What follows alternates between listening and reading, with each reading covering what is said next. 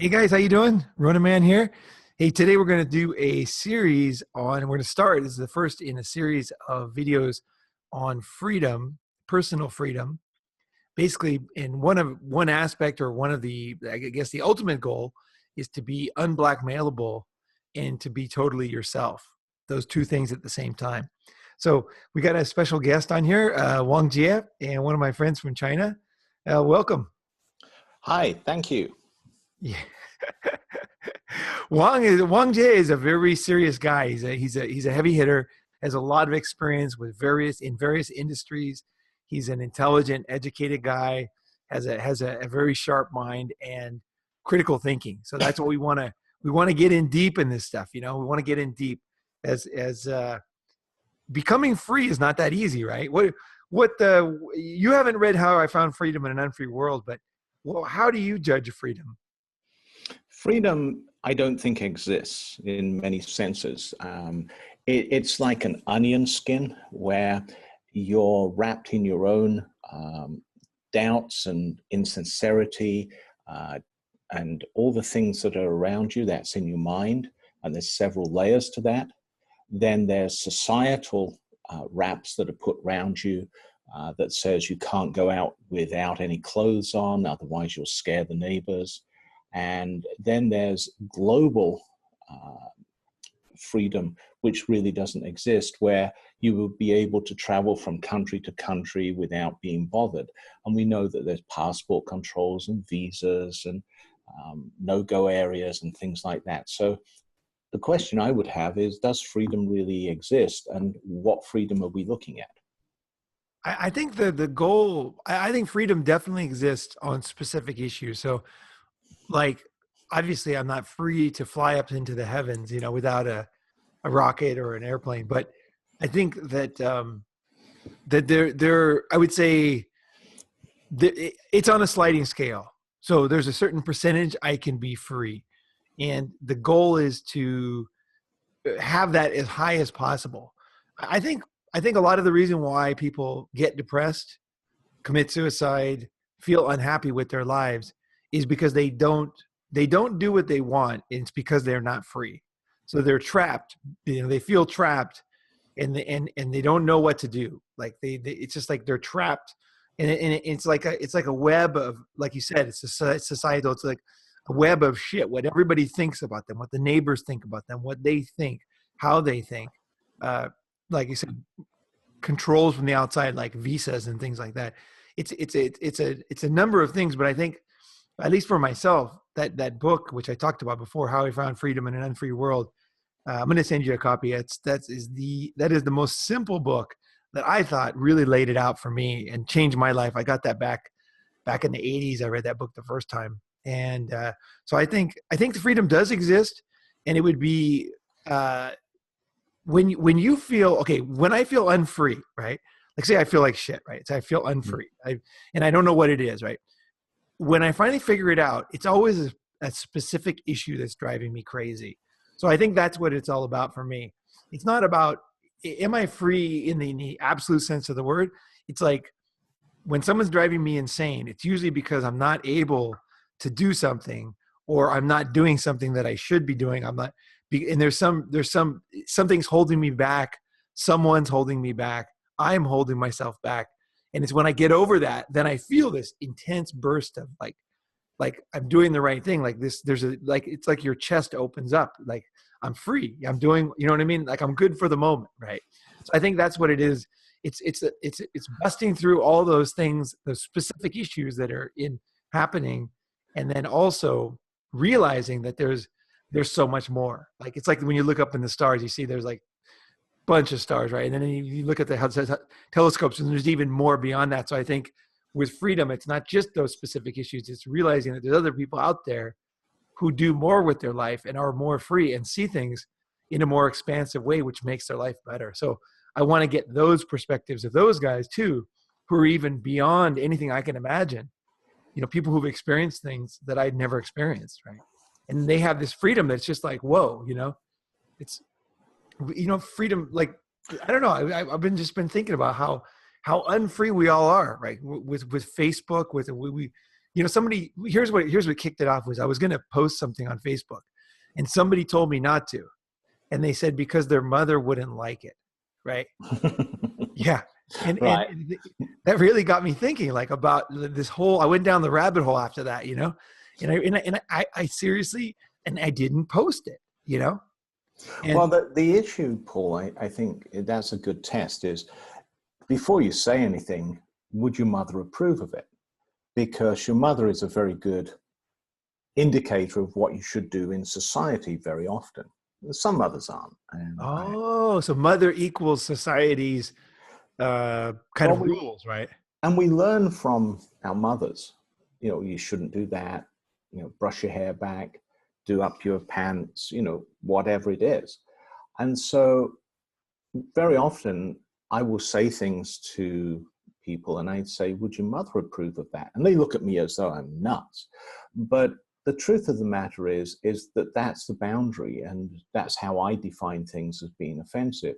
If my mother would screw up her face at it, and she's long dead, but if she was around and screwed her face at it, then I probably wouldn't say it. But there are many times I see on Twitter, I see on Facebook, people post their views and ideas, and they're either left or right. And I'm not going to go into politics, but I may or may not agree with them. If I disagree with them, the question is, do I want to take the time to argue with them? Because arguing with people is very futile at times, because they have a point of view, you have a point of view, and until one of you gives in, there's animosity. So to be free myself, I very often do not post responses, because 10 minutes later, 20 minutes later, I've forgotten what they said anyway. But in the space of that moment, they are controlling me because they've provoked a reaction in me. And I don't like that. I don't like it when other people control me. So that's my personal freedom, is to not bother watching CNN, not bother watching Fox News or what have you, unless I just want to see what people are babbling about. And so that sets me free. And very often in China, I'd have a long, long period where I didn't get on Facebook. And you know what? I really didn't miss it. And there was a long time I didn't use Twitter, and I didn't miss it. So there are times when I get my personal freedom by disconnecting from electronic media. And that gives me a tremendous peace of mind. And the world can go on without me. I know it will, because one day when I die, the world will carry on. So if I don't see something on the news feed or on social media, whether it's a puppy that's frolicking around or whether it's some person getting hit over the head by someone else, it really doesn't matter. It's nice to see that type of thing. And I don't mean nice in the sense it gives me pleasure, but it's good to see that and you feel as though you're part of the community, but I don't need it. And so when I seek freedom, I disconnect from media. Okay. Wow. That's really interesting, actually, because I'm kind of the opposite. I mean, Okay. I really enjoy posting things and I enjoy interacting. I find freedom in that. There's a great book called When Ideas Have Sex. And it's basically when any communication to me is like when we're doing right now, is you're saying something and I'm listening and I'm reacting to it. And then you're saying something. So whatever we're going to end up saying together is going to be different than what each of us would have said separately, right? So the two ideas interact and create something new. Anytime that's not happening, it's like you were saying on Facebook when you would post something or somebody would post something political and then there was no interaction. The ideas were not interacting with each other. The ideas were not becoming, there was nothing learned. There was nothing, people were not learning. People were not growing. The idea was not changing. And nobody was open to change. And the goal of the conversation wasn't even to learn anything or to see anything. It was just basically to put forward a set, Well, they're putting forward their ideas and their beliefs. I don't even think it's that. I don't think it's their ideas and beliefs. I think it's just some kind of like a rote, memorized set of beliefs that comes with being an XYZ. So if you're a Republican or you're a Democrat or you're an American or you're a man, whatever these labels are, there's a set series of beliefs you're supposed to have. You're supposed to like barbecues. You're supposed to like trucks. You're supposed to like loud music. You know, there's certain things. A man's supposed to do this. A man's supposed to do that. He's supposed to sacrifice for others. He's supposed to throw himself, you know, in the boat. He's supposed to let the women go first. And then, you know, somebody who's from a certain minority is supposed to do this and like this kind of food. There's all these, there's these set beliefs that I don't think these political, I think most people like, I never see like a Republican posting like sincere praise of Democrats and like democratic ideas, or Democrats sincerely praising Donald Trump and saying that guy was amazing at that speech, and then saying, but I don't agree with him on the other points. You know, it's never like that. It's always like a set. It's like either A set or your B set or whatever. So I don't think they're putting their beliefs out there. I think that's. No, I would disagree. I've seen Democrats and I've seen Republicans that have applauded certain things that have said and then said, but showing that they have some disagreement. That's a very high level discussion. Yeah, I like that. The reason you don't see it is because the mainstream media doesn't want to show that. Because as a politician, you give a circular argument. You know what your point is that you want to get across. You don't necessarily answer the question, but you put out there what you want to be heard. And that happens all the time. And the mainstream media feeds to this. And I think that when people have the knee-jerk reaction, like at the moment, everyone's having a knee-jerk reaction to all the school killings of let's ban guns or severely limit them. The issue is that, you know, is that the right thing to do? And I'm not going to say yes or no. People can argue about that till whenever. But people have certain beliefs based on how deeply they think about it or what they're conditioned to think about. And that to them is their freedom to be able to express their views.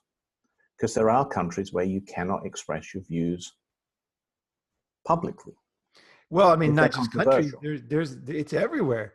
Well, I mean, Charles Darwin almost didn't publish Origin of Species because, which I consider probably the greatest realization man's ever had, you know, is that we evolved and how it worked because his wife was Christian. And so at the time, if you were Christian, you could not believe in evolution because evolution by definition was not run by anybody. It was just a random series of events with a lot of pain in the middle. And so when his wife didn't want him to publish it, he almost didn't publish one of the greatest works, if not the greatest work of mankind. So I think that this self-censorship has done a lot. It's not just, you know, repressive countries. It's inside of our own families. It's inside of our own mind, where we're afraid to say something. We're afraid to say what we think. We're afraid to say our discovery because it's too radical, because it's too this. And so it's not even anything to do. I would say 80% of repression is internal. Absolutely. And we learn that as a child at the side of our mother, who tells us not to talk to strangers, not to do this, not to do that. Mothers are very good at telling you what not to do rather than what to do. And I think that a lot of it is conditioned from being a little kid. When you grow up and you say, look at that fat lady, look at that fat man. And your mother pulls your hand and says, don't say that. You can't say that about people. And you learn. So immediately your freedom has been repressed. Because society says that it's rude to say that. I'm not sure why, because you look at other people and you say, well, they look pretty good. And your mother doesn't say, stop saying that. So, you know, I just interject there. What's quite interesting is when I travel, right? Like I love languages, right? So if I'm in Japan and I hear the kids will point at a foreigner who's overweight and they'll immediately say that he's fat in Japanese, right? Right. And they say it in Chinese as well. Yeah, they'll say it in Chinese. And the thing is that it's not really rude as long as the person doesn't understand it. Nobody really says anything as long as yeah, the person doesn't understand it. yes. It goes by the filter of society.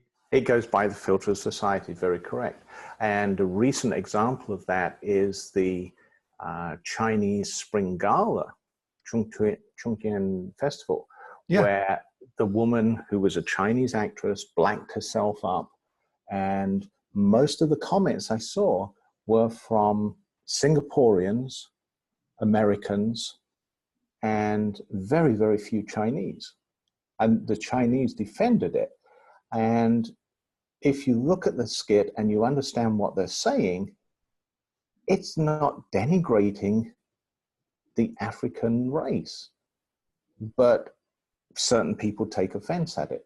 Now, it didn't have that big an uproar, and it'll be dead in a week or so when media moves on to something else. But again, they said something and no one really knew about it, although more and more people are beginning to understand Mandarin Chinese.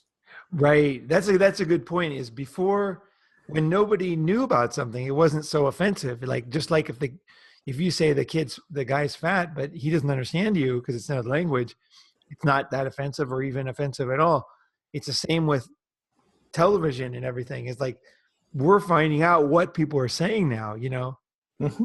and so then people are reacting.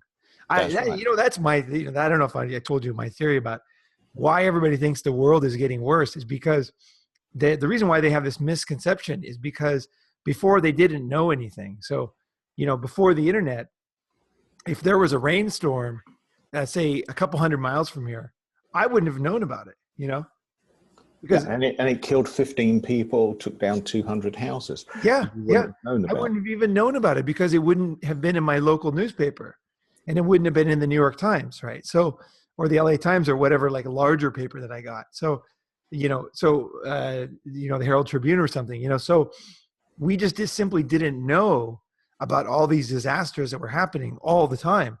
There was 100,000 people died in Africa when there was a volcano, and it was kind of like Pompeii in Italy when it just covered a whole area, a whole city, and that happened. I forgot when I was in high school or something, but nobody even knew about it because they didn't have any newspapers around there at the time. Nobody wrote about it, and it wasn't until later people found out about it. But it's like now we know right away what's going on, so we know what people are doing, we know what disasters are happening, and so people automatically their lizard brains keep hearing all this new bad information. They don't think about it. Like, I think a lot of having a good life is like stopping and thinking about things and thinking, well, wait a second, I never heard these things before.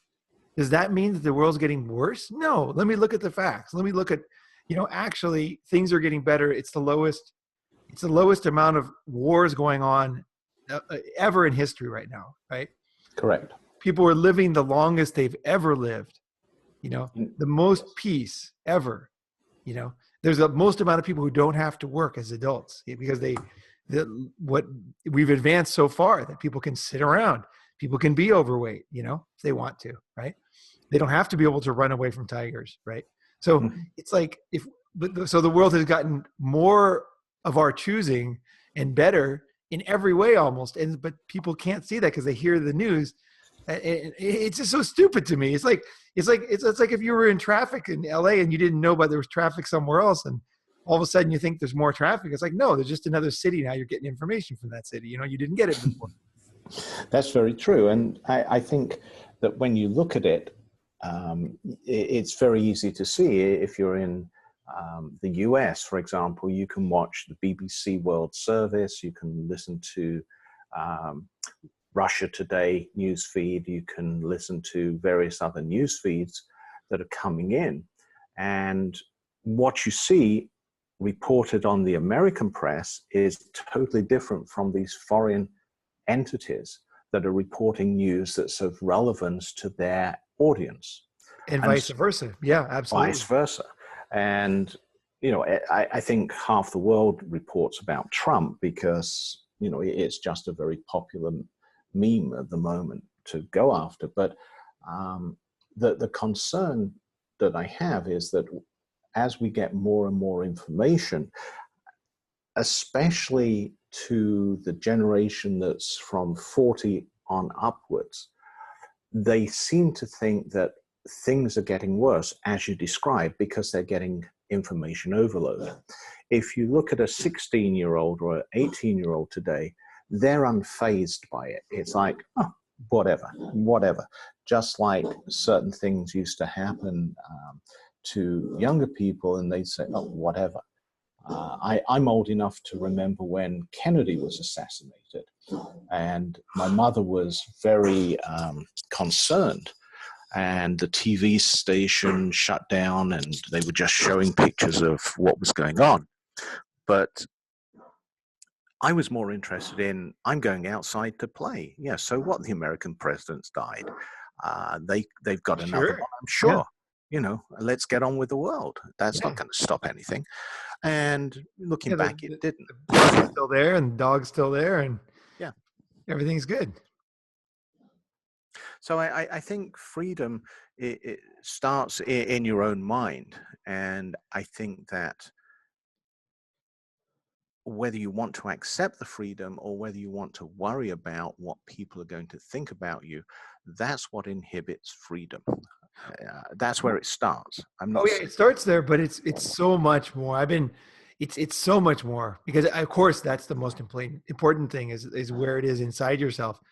But on the outside, it's so serious, because it's really easy for me to say a podcast is, hey guys, don't censor yourself. Just say whatever, say everything, fuck everybody, but the reality is that is not, if you want to have a successful life, you really can't simplify life like that. You know what I mean? Like, I need to say, okay, like, so for example, like, okay, this is a true story.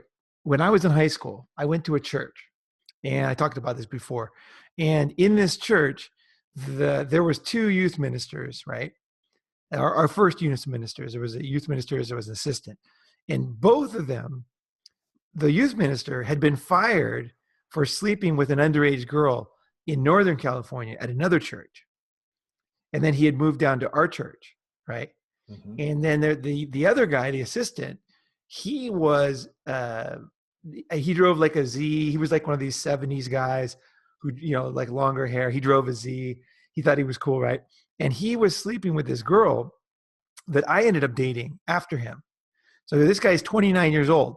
I'm 15, right? And I think I was 14. I was 14 or 15. And he slept with my girlfriend before me, right? And then our other youth minister, I caught him with the same girl, actually, in the back of a van, and they were doing something for sure, right? Now she was a little demon, this girl. She was also 15. I was 14. But these two youth ministers both absolutely were breaking all the rules. You know what I mean? Like, this girl was 15, right? And these guys were like 30, basically. And whatever anybody thinks about that, no problem on either side. But the thing is that I think there was a lot of other stuff that happened too. That's some stuff that I know about because I happen to have dated this girl, right? But I think there was a lot more going on, like with inside of our church, right? In our youth group, right? And the thing is I personally want to talk about it because I think it's interesting. I think that we would learn a lot by sharing openly on Facebook about this. Like, did you know that this, and he did this? Oh my gosh, I heard this. And almost like an open source project where we're trying to figure out what happened, because I think it was actually worse than I think. That's the stuff that I know about. But I'm sure there's more, and it's probably pretty serious stuff. So the thing is I'd like to know what happened, but the thing is, I can't talk about it. Not that I'm for or against it. I'm not saying this is not a Me Too campaign. I could give a fuck either way. I just want to know. I just always want to know, like, what was that situation? Because it was the early 1980s, which was basically the 1970s still. The 1960s hung on in the 70s, and the 70s hung on in the early 80s big time. Everybody dressed the same, Yeah. And it's not so neat and clean. Like, the decade ends and everybody changes, right? It was like free love, and there was all this. There was there was a lot of craziness going on. Like, our church was more like a hippie commune than a church, actually, right? So The thing is, I wanted to figure out what actually happened, but uh, I know for a fact that the girls that were involved would rather not have it say anything. They don't want anybody, their current husband, to know. They don't want their friends to know what they did. They don't want to know what happened. You know what I mean? So it's Right. And interesting, like so, but free, something this big in my life cannot be talked about because of the girls that were, I guess you would call them victims or whatever, but I don't know if they were the aggressors or whatever, but either way, they traditionally would be called the victims. They don't want to talk about it, right? So it's like I censor myself because I don't want to hurt them, right? When naturally, right? You know, but I'm actually quite interested in what happened. Like, how far did it go? I'd like to know, and how far up, and how many people. Like, I'd like to know because I was there and it was interesting, and I know some specifics, and how far did right. it go? I'd But like to that know. would give you some freedom, but would it give them freedom? Freedom for them may be that they've buried it and hope no one remembers it. Right, So right. one person's freedom is, Well, that's more like protection, but yeah, yeah. well, it is and it isn't. You move to different countries to get away from certain things. Look at a lot of the expatriates that end up in China that would never get a job in their home country. And all of a sudden they're running an ad agency and they've known nothing about an ad agency. Look, because you can be anything you want in a new country. Same if you went to Oh, right, Thailand, right, for right. example. So if you went to Thailand, let's just say you did, and you said, I'm going to be a record producer. Yeah. You go around and you get some groups and you tell them you're a record producer, and they think because you're from the States, you are. And because you're from California, oh my God, that must be Hollywood. So you're the record producer. So you've taken on a persona that's giving you freedom, when before you maybe have out there in California or New York selling milk bottles. I don't know. So people define their own freedom and their own bubble in which they exist. Oh, you hit on a great point, man. Wang Jie, I really felt a lot of freedom when I went to Japan and when I started traveling. It was just like Mm-hmm. amazing because I was not tied to my old There's identity. no baggage.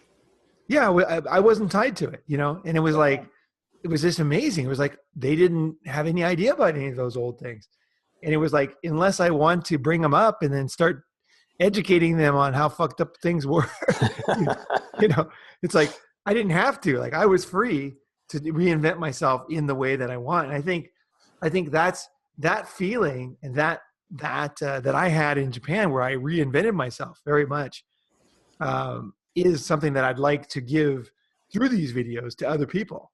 Is so that they realize, so you realize like you don't have to continue in whatever it is that you're doing. You can totally change your life.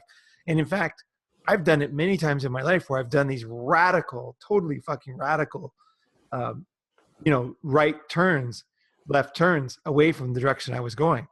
And that to me has been, it's not for the sake of change, right? It's because times change and I change and my age changes and my situation changes. It's like, it's basically like you're driving on the car.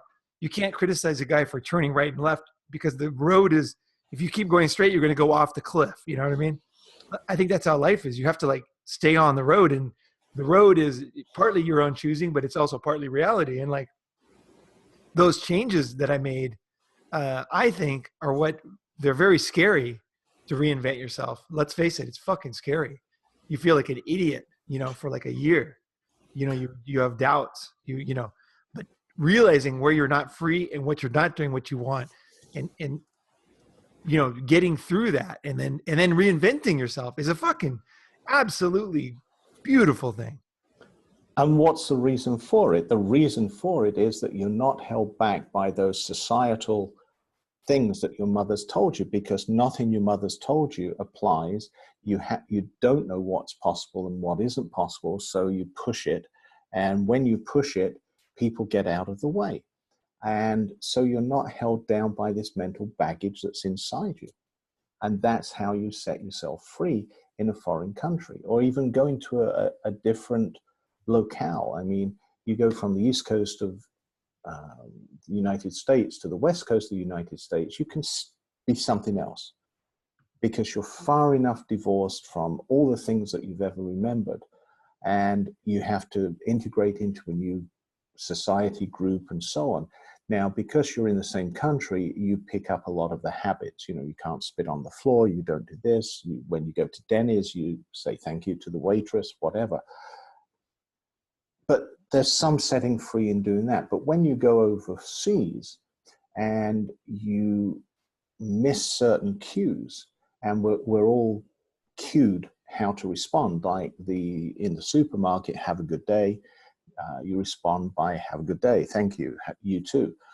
Whatever it is, you don't have that when you're working in a foreign language. When you go to Saudi Arabia, when you go to London, when you go to Thailand or Japan or China, you don't have those if you're not a native. And so things that you do, you can get away with. Yeah, and what's even what I think is interesting for me was, okay, let's say something I hate. Okay, like so for example, I would complain about is that Americans smile too much, like fake smiles, right? Yes, they do. Yeah, they say thank you, they say things they don't mean, right? So that drove me crazy, and I was like, I was not into that growing up, you know. But then I moved to different countries where they don't smile, you know, and nobody does any of those niceties, you know, and they don't have the same facial expressions. And I found myself almost like unhappy that they weren't doing these things that I used to think I didn't like, you know? And but then through that process, I learned where I stand on the issue for real, because obviously I don't like too much fake stuff, but at the same time, I don't like, you know, somebody coming into me and saying, while they're serving my meal, saying, hey, I have, you know, terminal cancer, I'm in pain, I'll probably die in a month. I don't really need to know that from the waitress, right? Right. You know, or that her dog got run over by a car, and that he has this pain and he can't figure out what it is. You know, like I feel sympathy, but it fills my brain if I always hear these stories. And so there's the limit. I just want to, okay, I have to save my empathy and my focus for certain things, right? So like I do appreciate that kind of fakeness sometimes, right? So it's like, but I didn't know that until I was away from it, you know? I understand, and I've been through that many times as I've lived in different countries. And it's nice to get away from certain fakeness, and you wonder why they don't do certain things that you're used to.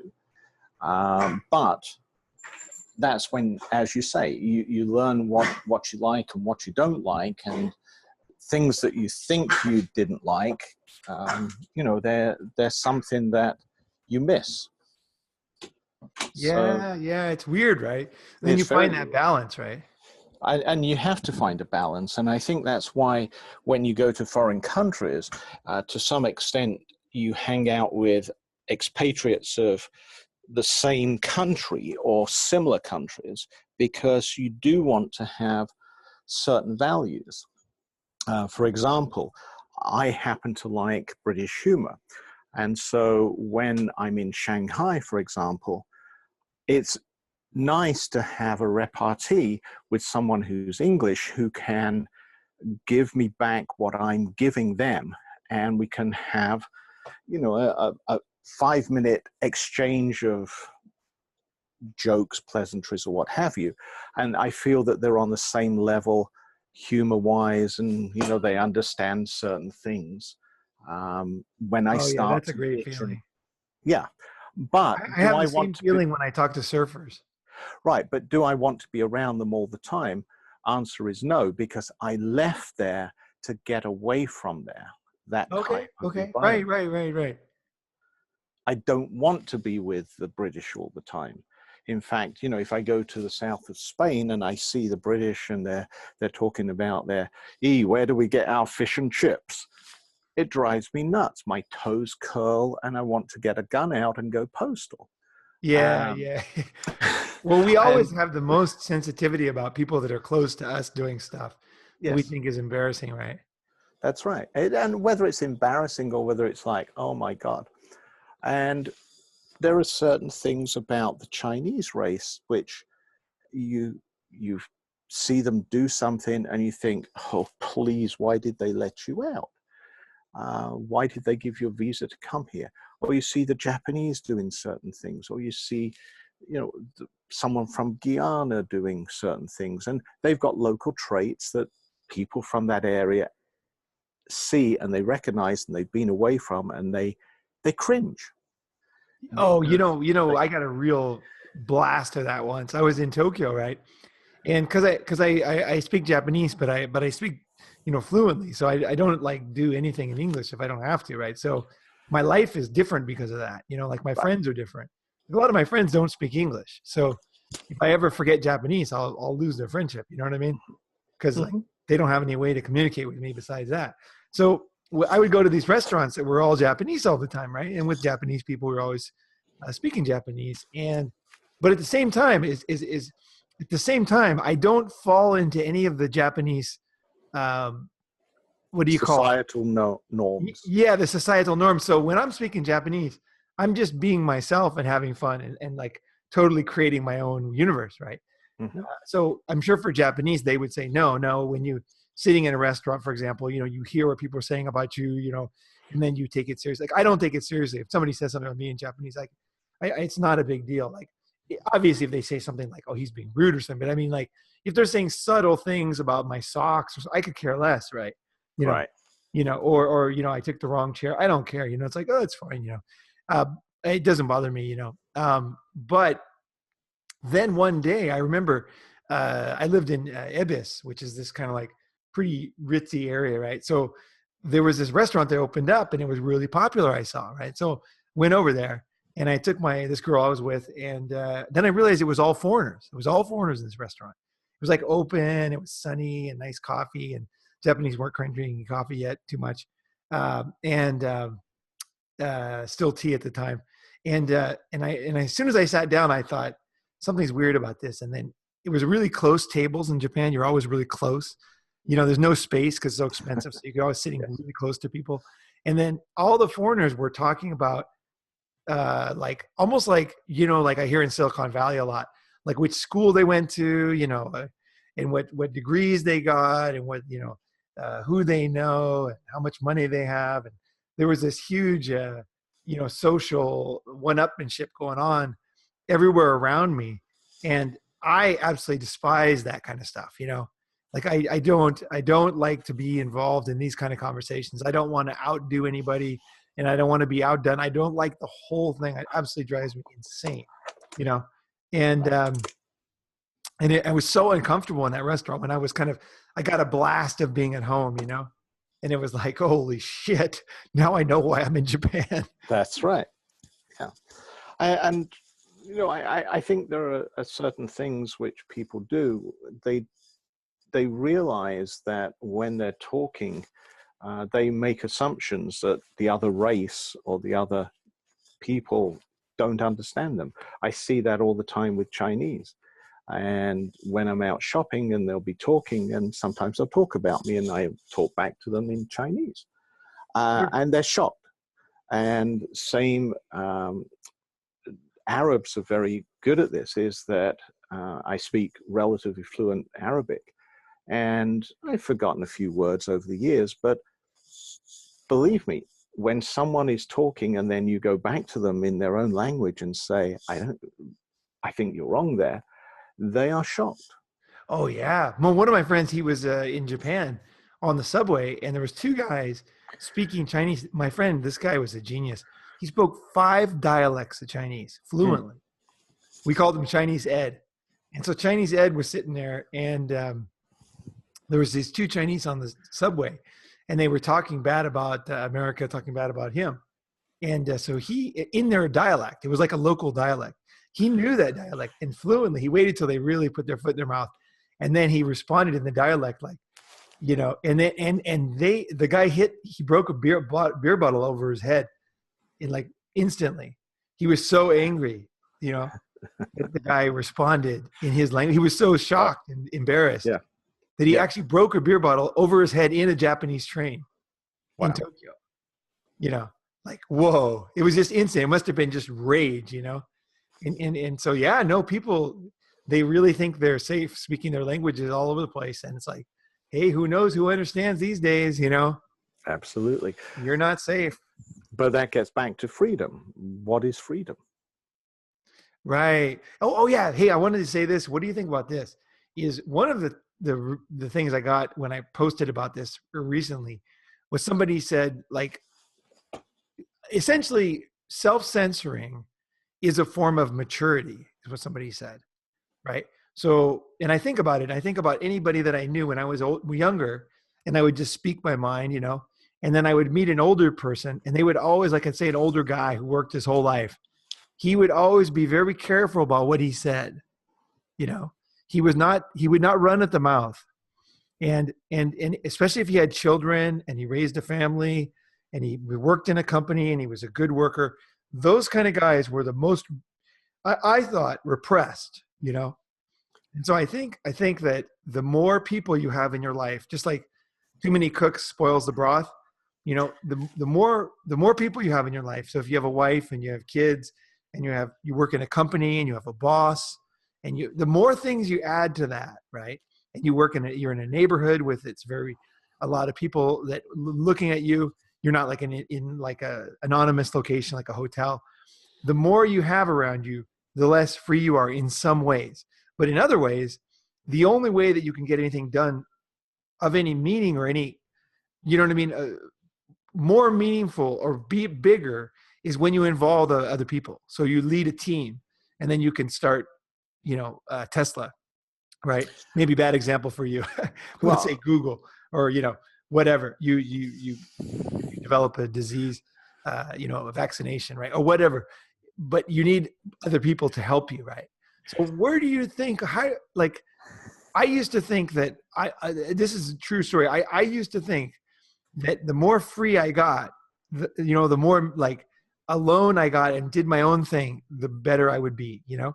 And I really achieved the peak of that in Thailand, where I had no job. I had nobody to answer to. I had nobody that I had to please. I could wear whatever clothes I want every single day. So for 2 years, I never dressed. I just wore whatever I wanted. I mean, I like to wear it. I like to look good, but I didn't have to dress for anybody. And it's weird because after a while, it gets weird. You start to realize how tied you are to, like, you know, everybody goes to work, they have jobs, you know, and also Bangkok is a tourist city. So it's like a weird city, like it's like Vegas, you know, a lot of people coming in and going in there. No one's watching you. And I would just kind of like realize nobody cared. Nobody cared. I had money, didn't have to work. You know, money would come in from the internet and nothing, didn't have to work, didn't have to please anybody. And that's what I wanted. I wanted total fucking freedom. Fuck everybody, fuck the whole system, you know. And that's what I achieved is the ultimate, I think, pretty darn close to the ultimate freedom. but were you happy? I was happy. I was very happy. And it was a great experience. It was absolutely wonderful. I would, you know, I think I would recommend it to anybody because it's similar to the monks back in the day. They would go into the desert and meditate, and then they would find out, you know, truths and write these things down on Sanskrit, right? In Sanskrit, right? I think me going to have nobody to tell me anything for 2 years, total freedom every day, every minute. There was nobody I had to stay with. There's nobody I had to call. There's no phone I had to take. There's no email I had to receive. It was like nothing. And it allowed me to, I created Ronin channel out of that year, you know, those 2 years.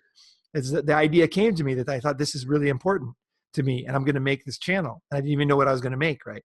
So I think it was very valuable for me. But at the same time, I also realized that it was not the end goal for me. I want to do other things too. And I decided I wanted to do something pretty big, and which I haven't announced yet, but I wanted to do something like big and bigger achievement than just having freedom for myself. Although I think, like I said, I think that experience was probably one of the most important things, because I don't think anybody ever does that, hardly, where they get free for years without having to work, without having to please anybody, no mother, nobody to please, nobody, you know, total. Cause all my friends were very free too.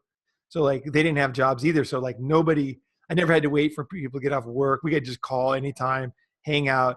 I could stay at my friend's house as many days as I want. Then he comes and stays at mine, or I could stay out somewhere, or I could sleep on the floor. I could sleep in the balcony. Like there was nobody that came in my apartment. I had no girl telling me how to do this or how to do that. I was a total monk, and so I didn't have anybody telling me what to do. The only thing I had was the cleaner in the morning would come by and look in my window and kind of judge me if I was doing something she didn't think was cool. Like if I had clothes hanging up the wrong way, that was about the worst thing. But besides that, there was nobody. So that was a very great experience for me. And I highly recommend is to find total freedom, go into your cave, discover what you want to create, what you want to do with your next stage. But I personally think it's a great place to be. And if somebody wants to stay there their whole life, that's fantastic. For myself, I realized that there was something more that I wanted. I wanted something more. And I realized the only way I can get something more is kind of by giving up what I had. And that was not easy to choose that. But once it came and it was just right, I just thought, you know what? This is right. This feels right. Even though it's radical change. And also because I did that, I still have the apartment in Bangkok. I can go back anytime. So I know that is always there for me. And that life is a good life. It really is a good life. I mean, I no complaints, so, but at the same time, I realized that in that sense is I realized like I'm much more talented person. And but the only way I can create stuff or reach the next level is by discipline. You don't go to yoga the first day and then you do all the poses perfectly. It takes years, right? Years of stretching and sweating and shaking and you know what I mean?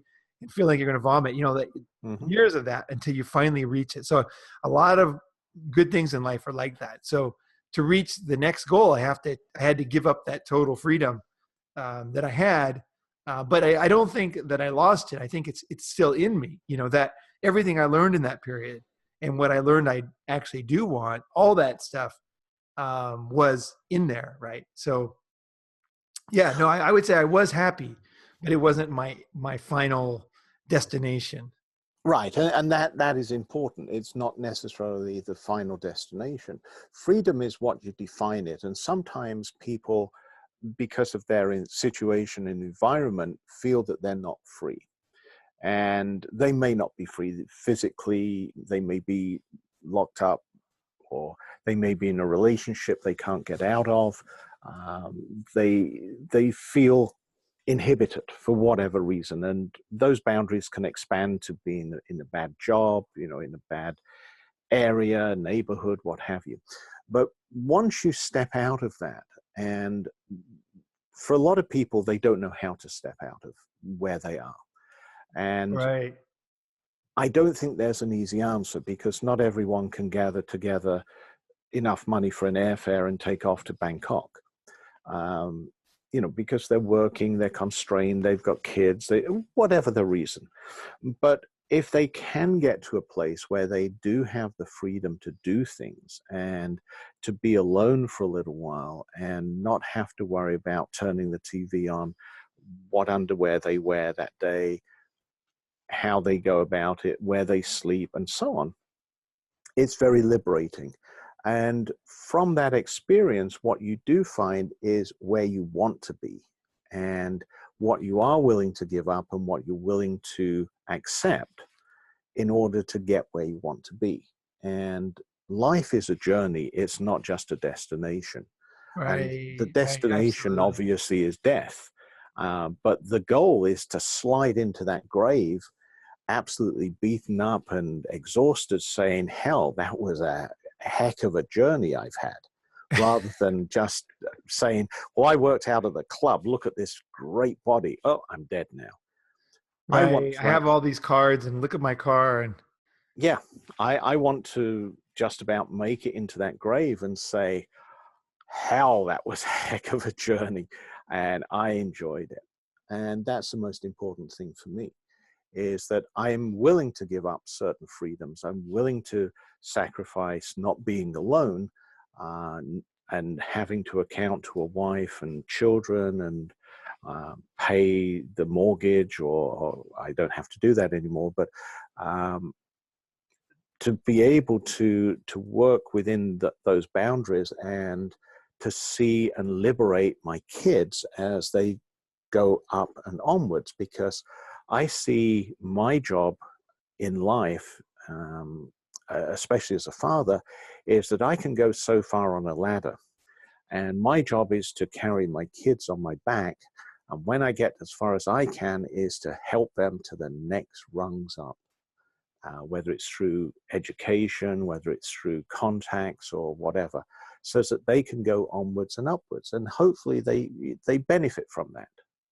So that's my sense of freedom, that I found that that's what I wanted to do. Right. And I'm willing to give up certain things in life where I don't need to go down to the bar every night with my male friends, because I want to stay with my wife. And yeah, she's going to nag me. She's going to have views that I don't like. She's going to make me do things that I don't particularly want to do, but I accept them. So in a sense, I'm giving up a freedom. And, quite rightly, she's giving up freedom as well. So Well, yeah, for sure. we've And the thing is, defined our own boundaries. your ultimate goal is to raise those kids and have those kids go off into the world, and that gives you an immense sense of happiness and Correct. accomplishment, right? And it's a bigger thing than just yourself tipping a beer back in a bar, right? Absolutely. Or even Absolutely. you writing a book or something, right? It means more to you, Mm-hmm. Yeah. For me, like, I think the ultimate right now, the ultimate sense that I want to accomplish, I want to create something great, like a painter or and that's why I'm working right now on this freedom topic, and I'm creating a product around freedom, how to be free, and where, all aspects of that, and how you're not free and how you can be free, but also where, like wisdom from the different stages and what options are available. There's so much that people don't know, and I didn't know, and there's so much more that I want to learn too. It's like when you realize that you're just like a robot repeating what other people think, it's embarrassing. Correct. Seeing And you yourself should is never stop. not pretty. You have to keep learning every single day. You've got to learn something. And if you stop learning, that's when you give up. That's when you Right. become the robot. I was just thinking about something today. Was I was watching all these protests. There's all these protests going on. I don't know when you guys are listening to this video, but right now there's a bunch of protests going on, gun control. It doesn't really matter the topic. It could be anything. There was Wall Street protests recently. There's protests in China over a chemical factory being built in the city. There's all these protests, and I really realized, like, I was watching these protests, and it's complicated, right? But what I was thinking when I was watching it, I was trying to think, like, it's something I didn't like about it, and I was thinking, like, what is it that I don't like about it? And then I saw this quote by Obama supporting the protesters, and he said the words he used was great. They are great. The students are smart. The students are inspiring. And then he said, "We've got their backs. We've got your backs," right? But of course, he means the Democrats. But either way, it's political. But basically saying that, we have your backs. Don't worry. You guys are doing the best thing. And I thought, something wrong with that. Something I don't like about that. And I thought, what it is that it's the idea that I think a lot of young people don't realize this, is they actually think that the government, they don't know, like, a lot of people, you have thoughts in your mind you don't even realize you think, right? So now I'm talking about stuff that you don't actively think, but it's like a belief system that you have, right? Anybody who's protesting, okay, especially somebody right now, there's a lot of people posting about this girl in who protested Hitler and was shot, and she's being glorified. So they're setting it up to be more violent now. They're saying, not only is protesting, smart, inspiring, but even if you get killed protesting against Hitler, for example, you did a good thing, and now society is giving accolades to this girl who sacrificed her life to protest Hitler, which, right or wrong, they're now saying this is like good. This is like a good goal for you. It's very similar to the suicide bombers of the kid. They tell their kids, that you go to heaven if you go blow people up, right? It's like all of a sudden death is brought into it, right? Like, you can die for your beliefs and it's good. And I don't believe that. I don't think that's a good thing. I don't think. Well, that's how the military works. Right. we send, the Americans send kids into wars that they don't belong in, and it's for freedom. It's for the country. It's for a concept. Yeah. It's for a concept. And they're dumb enough to accept that. And it's not Well, until the bullets are flying that they start to question and say, I don't like this. okay, but the thing that got me on this was not so much the specifics of it, but it was the idea that mother government is up there. Okay, basically, I did a podcast recently that said government, the future of government is no longer as royalty, right? Is that right now you can be like a businessman, or you can be a great father, you could be a adventurer, you could be an explorer, you could be a scientist, you could do a lot of things, but the best thing, the number one thing you can be is a top political figure. That is the number one thing in the Western world. Donald Trump is way higher than Sergey Brin, the president of Google or whatever his title is now. ABC, yeah. Yeah. So ABC, right? Alphabet. Yeah. So, where I totally think that young people have to really think about this one and really realize that government is, in my mind, okay, I'm not going to get political, but government is a necessary evil. So, for example, you have a bunch of people farming and growing vegetables and digging crops and shooting animals and stuff. And then they're doing the work, right? And then it's slowly the group gets bigger than 3 people, 4 people. Eventually it gets big enough that you need to have somebody managing it, right? Now, they don't add to the farm. All they do is kind of manage, right? The people doing the work are the ones creating the value, right? And then you have these managers. As it gets bigger and bigger, you get more and more managers in there, right? Those managers are government, right?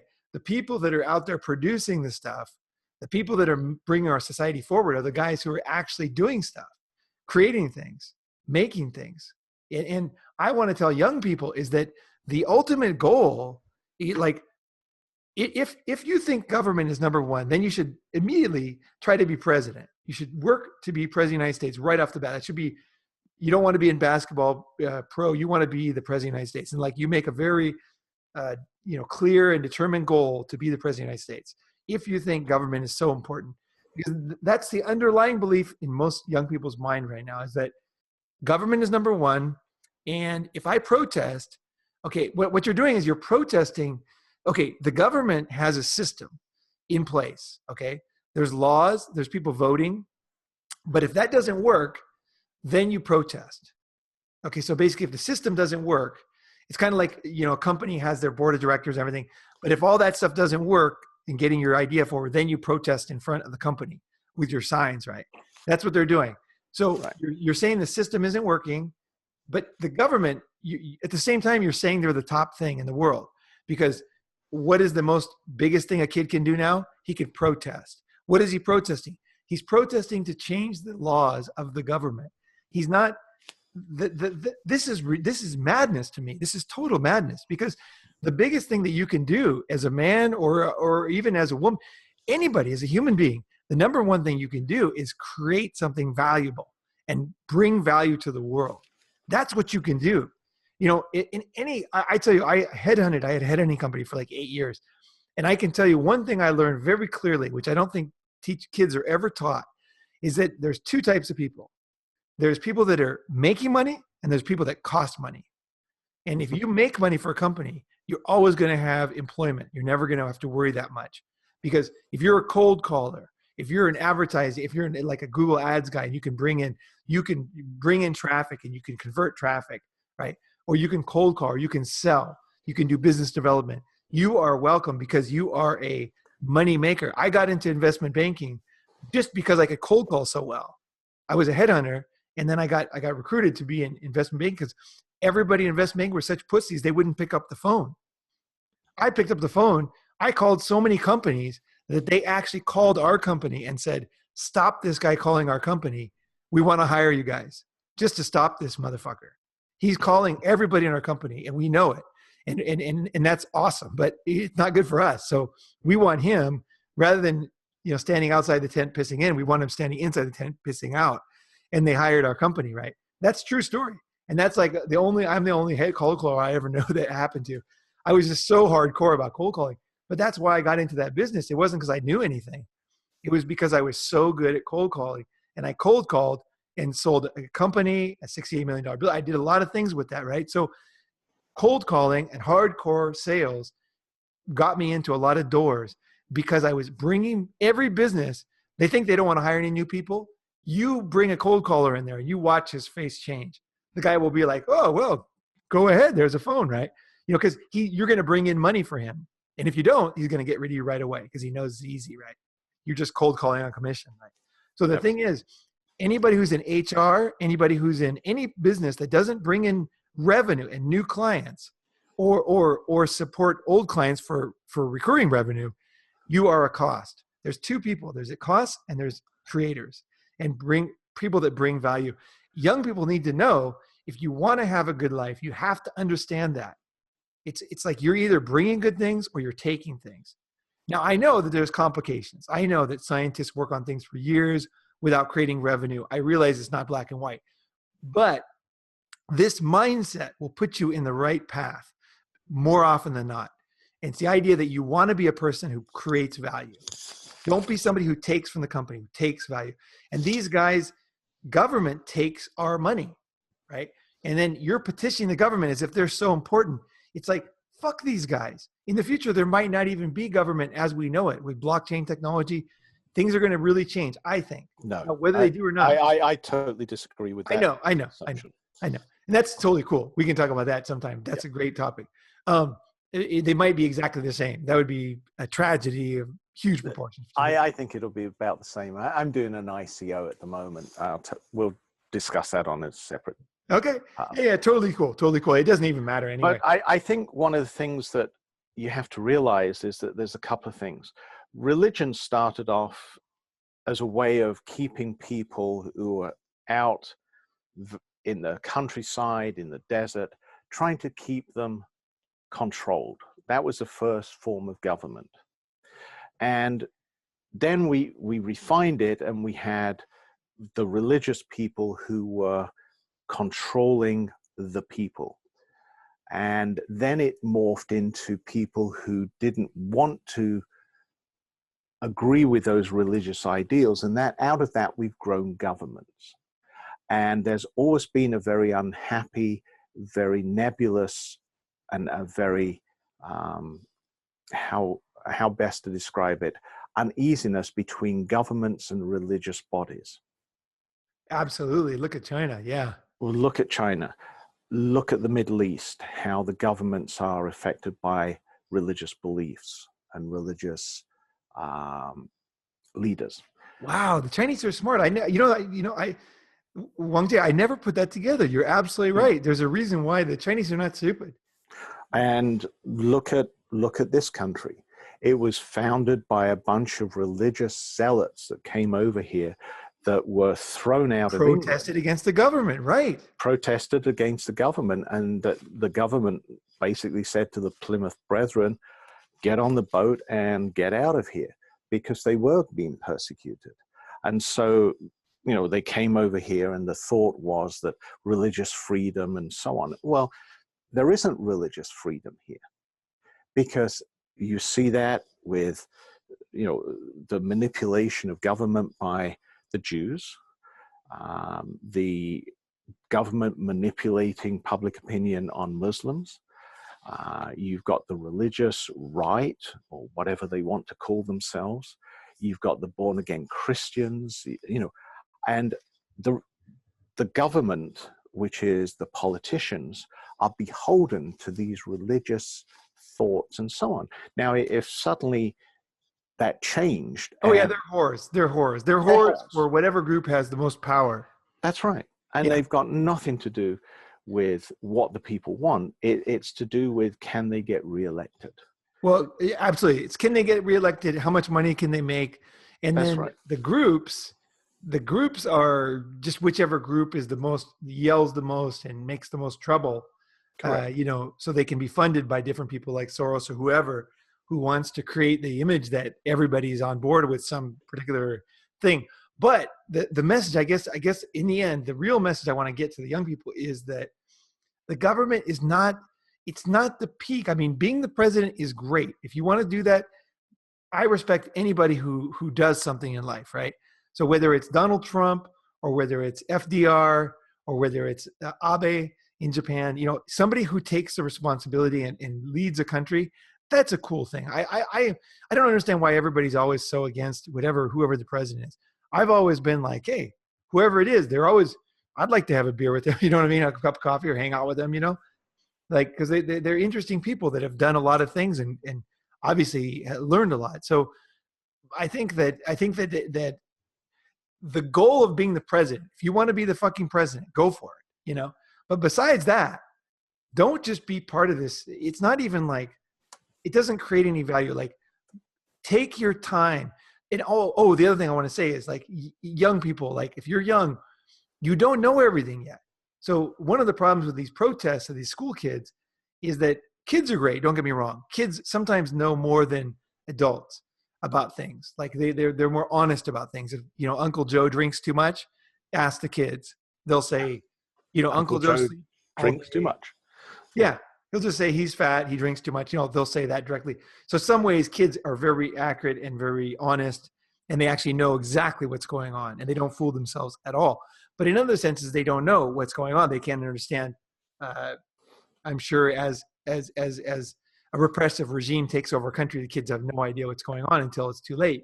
So they have good and bad, right? But for younger people, is like to realize that the government, at least in my mind, in a lot of people's mind, is it's just sucking. It's a blood sucker in general on a society. Your highest form of your time is improving your fucking life. That will bring society up. One person like Charles Darwin could change the whole world right now. Even the Pope, said evolution is obviously true.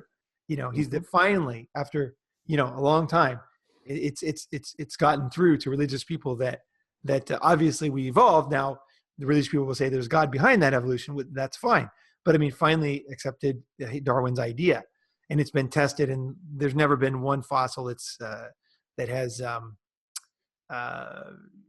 upset the apple cart. Every single fossil they discover is like, oh my gosh, here's where it fits in. It's like a puzzle that you're finding the pieces, and it's like, correct. Just each one fits into the puzzle, right? It's like it makes sense. It was a picture, and Darwin saw that picture. So that is the goal, is to be a scientist making something, or a father. If you want to be a father, you don't want to be MGTOW anymore. You want to be a father, or if you want to start a company and let's say you want to lead something, right? You want to lead a group of people to be survivalists or whatever. You have your goals. They're going to change over time, but create stuff, do stuff. You're protesting. These guys are fuckwads at the top. You're wasting your youth talking about these idiots at the top who nothing is going to change anyway. Like the government. Okay, now don't get me wrong. You may it's change. Possible this gun thing could actually have a difference. Okay. No, you're going to change. There are, that's all. But you're going to have the same suit, just a different face. Right. It's not going to be like, if you look at the war on drugs and it started in the 60s, and you say, okay, what was the original goal of the war on drugs? It was to stop, so there was no drug dealers, so that it was safe to walk down the streets at night, so that you know what I mean? And so drugs were not widely used. And if you look at all those things that the goal of the war on drugs was, they've all gotten significantly worse since the war on drugs. And they were not so bad before the 60s, before the war on drugs. So the thing is like, you got to look at the future. Like, is it going to matter?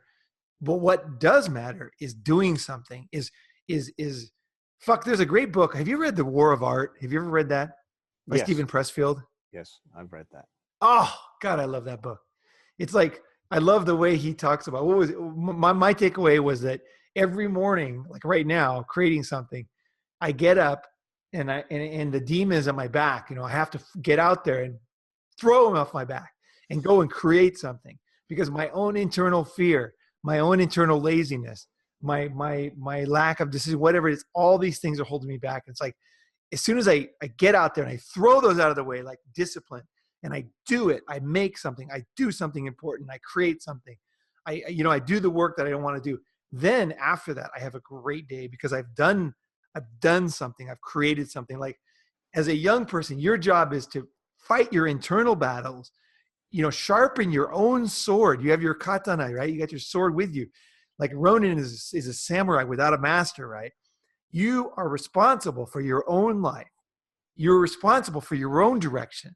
And that's beautiful, and it's also difficult. You have to get up, sharpen that fucking sword, decide the best uses of your time, the best direction that you want to go right now.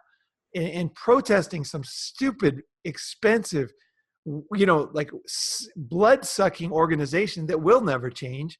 There might be some law that will change, but it's like look at the war on drugs. Look at all the big things that we've done. The war on guns. They have all these rules and laws on guns. It's only gotten worse. So I mean, I'm not saying that as like a nihilist or anything. I'm just saying like the reality is, if you want to change something, you change yourself. You improve yourself, and then your life is better.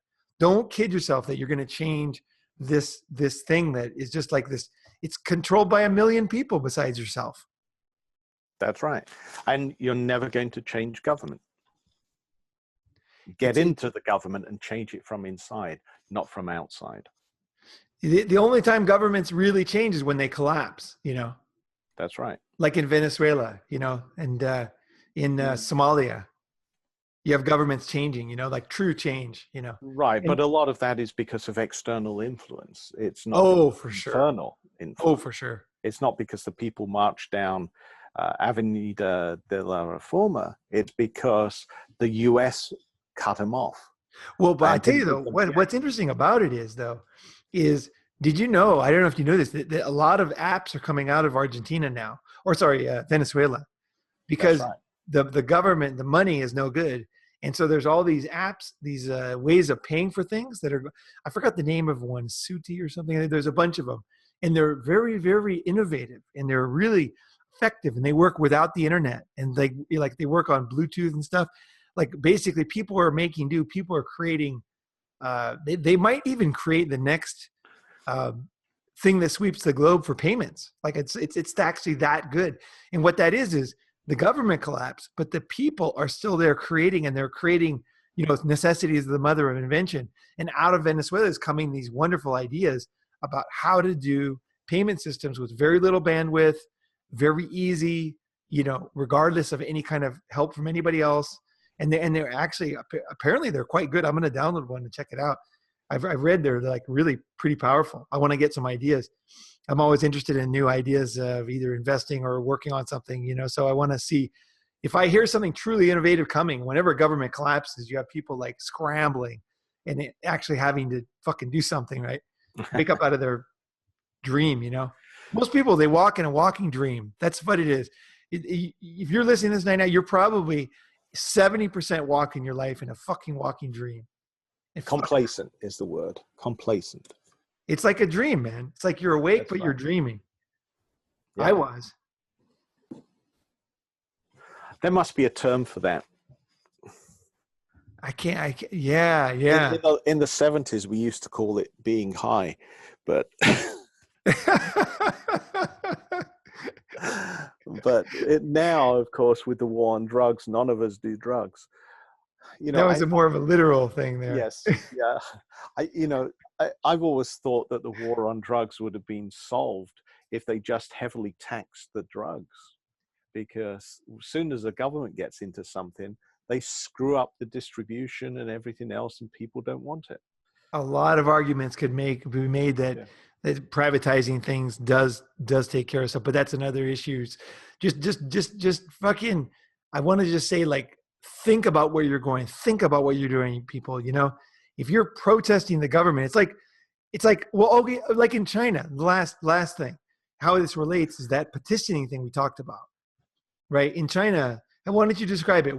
They don't really have democracy, but they have kind of a democracy. They have a way for people to show their displeasure, and the government has a pressure on it where it has to change, and it does change. How do you? What is this whole, like, describe? It's an old thing, but like the petitioning process. Well, the petitioning process originally comes from the Middle East, where the local rulers used to have what they call the majlis. And that is when you went into the desert tent and you waited for an audience with the leader of the tribe, and you described to the leader of the tribe what your problem was. And so along the Silk Road, various forms of that have come out. And in China, you used to see with the emperors or the local leaders that they had this type of majlis, which they just called it something different. But the ultimate form was to get in front of the local governor or even a high government official and to plead your case. And if you won, that was great, that you were, you know, given a reprieve or whatever it was. But, you know, that's the ultimate way that the Chinese can get something to change now, is to get in front of a high government official. And exactly, and they always put them in, if there was ever like a big government meeting, all those petitioners all of a sudden are kind of enemies, and if they don't go home, they sometimes they even give them tickets to go home. That's right. Tickets, or if they don't, if they're troublemakers, then they put them in black jails for a while until the big, you know, meeting is over.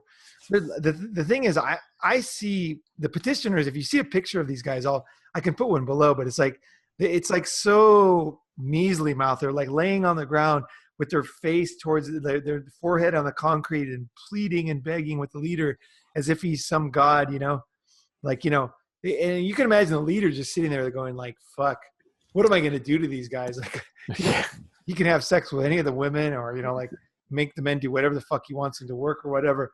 You know, they're just like absolutely humiliating. And it's almost like, what is that called? Submission, total submission to the leader.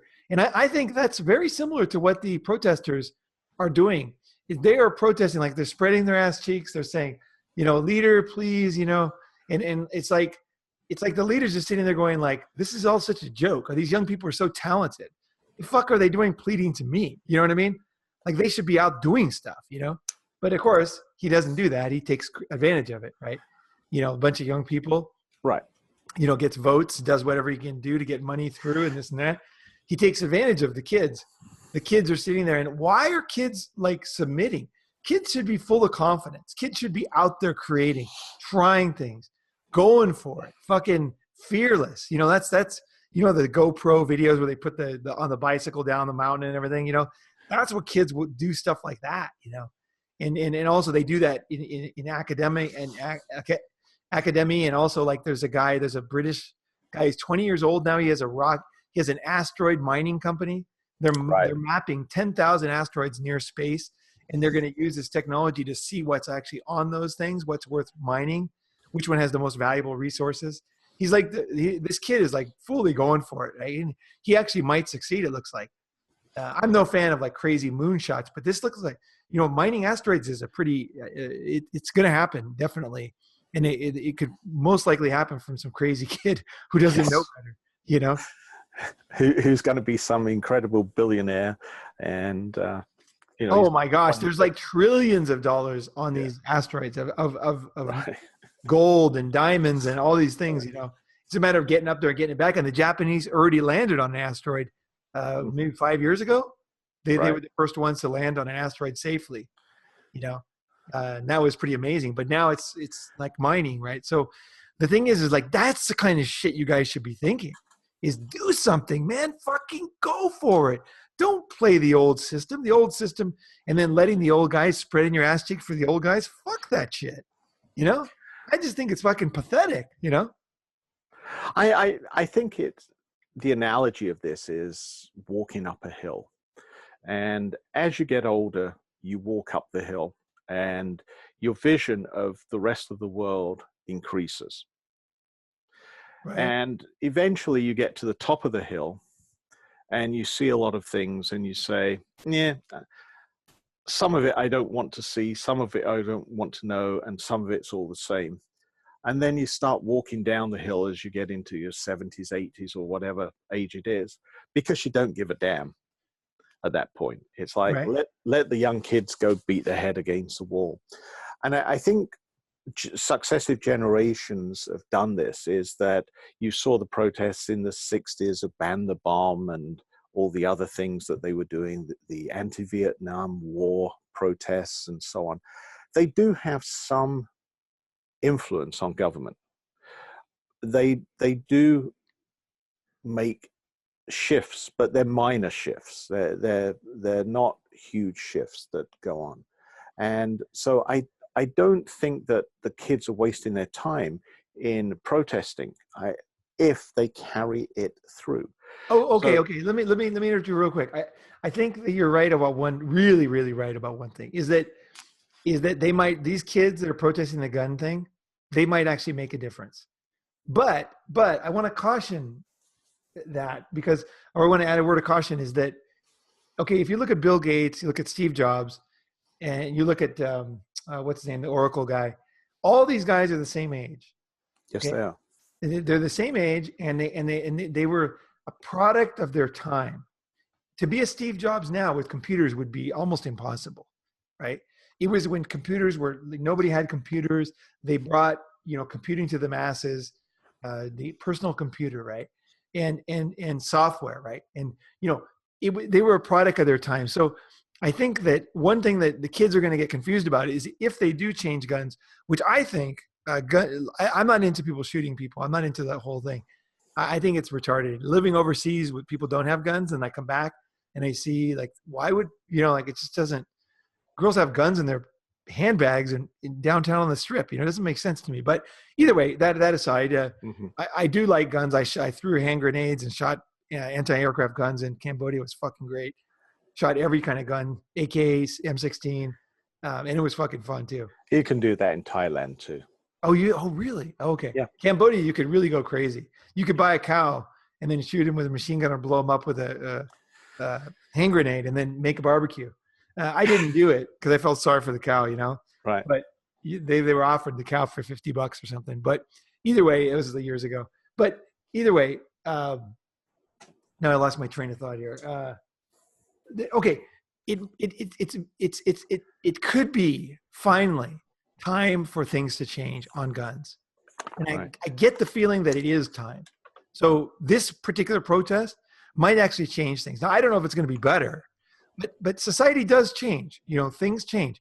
Things get out of date. Things, we do change. Society does move along, and we're going to go into electric cars, and we use the internet instead of the post office. I mean, things do change on a big basis. Just it's more about the time, and then sometimes they need a little push. So maybe this protest is one protest, might be a good one, but I want to just caution against thinking of government as royalty. Spending your life protesting is like the greatest thing. It's like go to the gym, get in shape, get some skills, improve your life, challenge yourself, improve yourself. You know what I mean? Take a hard fucking look at yourself. Don't just look at Donald Trump. Look at your fucking self and see yourself and all your flaws, because believe me, there's plenty of them. And find those things and fix those things and improve yourself, because you come out the other side a totally different person than somebody who blames everybody else. Sure, these guys are fucked, right? Of course, everybody's got flaws, but the thing is like, it's thinking everything, thinking that the other guy's problem is the big problem. The biggest problem in your life is yourself. And improving yourself will also have the biggest benefit. It'll have the huge benefit in your life. Whereas like improving Donald Trump doesn't really improve your life all that much, Correct. Unless you were one of those guys who was going to be shot, then obviously if you change the law, then maybe there's going to be the rare exceptions, right? But in general, to people listening to this podcast, you're not going to get shot. It's like you're going to improve your life by getting a degree, or by learning artificial intelligence programming, or by getting into some field that has a future, or by creating your own powerful blog that puts your message out there and creates an audience. You're going to do it by improving yourself, by stretching yourself, by growing. That's the fucking goal. That's the only goal, I would say. Improve yourself. Yeah, fucking improve with Donald Trump. Fuck that guy. Fuck Kennedy. No, fuck, Yeah, I mean, all of them. You will not change the world by improving someone else. You have to improve yourself, and you will change the world. Yeah, you change. It's amazing how many people you change when you change. When I get my shit together, I'm amazed at how much good I can bring in the world, Mm-hmm. Like when I quit drinking and stuff, like it made a big difference on the people around me. I was drinking too much and I quit drinking. It was good, It was Absolutely definitely good. And every time I do something like that, when I moved to Thailand, I tried, being totally, totally, totally free. every moment, every day. I taught a lot of people a lot of things. A lot of people learned a lot from that. It was great, you know. And so each thing it brings value, you know. So there's a lot of cool guys on this podcast that are doing stuff. So I am preaching to the choir a little bit, but you know.